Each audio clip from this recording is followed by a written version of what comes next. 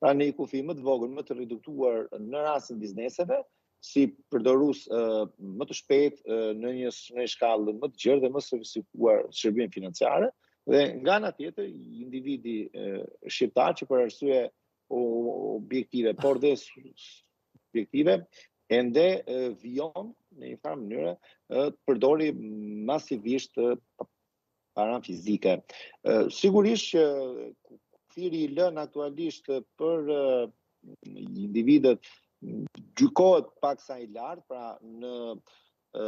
suazën e përpjekjeve që po bën ose të nisura ndërmarrë nga qeveria shqiptare për reduktimin e fortë të përdorimit të keshit në ekonomi, pra kemi një diapazon të gjerë ose me të diferencë relativisht të madhe midis kufizimit të biznesit dhe të individëve, ndoshta mund gjykohen në një vlerë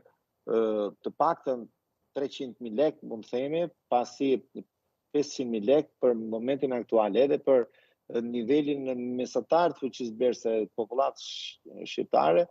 gjykohet një nivel i lartë. Megjithatë, ndoshta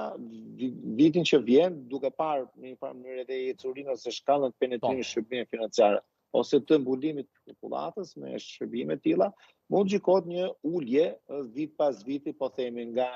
500.000 lekë 400 ose 300. Ndërsa për sa i përket kryerjes ose më themi kufizimit vendosur për biznesin, në një farë mënyrë kjo është një shifër realiste,